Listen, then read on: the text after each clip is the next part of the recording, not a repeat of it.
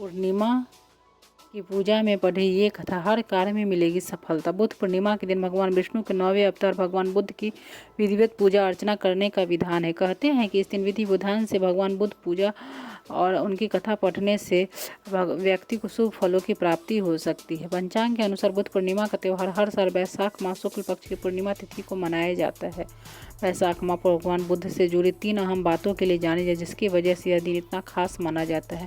वो यह है कि इसी दिन भगवान बुद्ध का जन्म हुआ था, साथ ही बुद्ध को ज्ञान की प्राप्ति और उनका निर्वाण भी इसी दिन हुआ था। कहते हैं इस दिन जो भी व्यक्ति विधि पूर्वक भगवान बुद्ध की पूजा करने के साथ गौतम बुद्ध की कथा पढ़ता है तो उसे जीवन में सुख समृद्धि और सफलता हासिल होती है। इसके अलावा जीवन में चल रही परेशानियों से भी छुटकारा मिल जाता है, माँ लक्ष्मी की कृपा बनी रहती है और ज्ञान की प्राप्ति होती है। बुद्ध पूर्णिमा की कथा। एक समय कपिल वस्तु के राजकुमार सिद्धार्थ बुद्धत्व की खोज में भटक रहे थे। एक बार तो उन्हें लगा कि सत्य और ज्ञान की खोज में उनका गृह त्यागना व्यर्थ गया।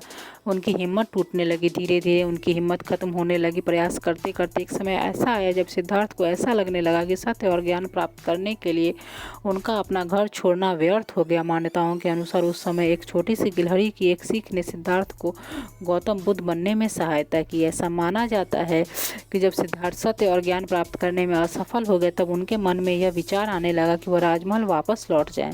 मन में ऐसा विचार आने के पश्चात वो अपने राज्य कपिलवस्तु जाने के लिए लौटने लगे। रास्ते में चलते समय उन्हें बहुत प्यास लगी। उन्होंने एक झील को देखा और अपनी प्यास बुझाने के लिए वह उस झील के नज़दीक गए।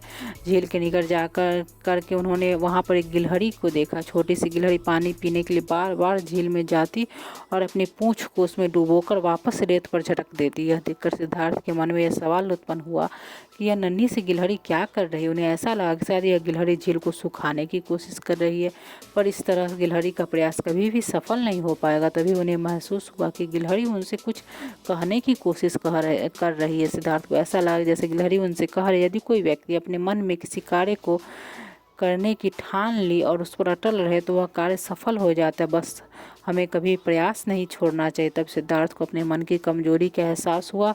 वह वहीं से वापस लौटकर तपस्या में लीन हो गए। लगातार कोशिश करने के पश्चात उन्हें बुद्धत्व की प्राप्ति हुई।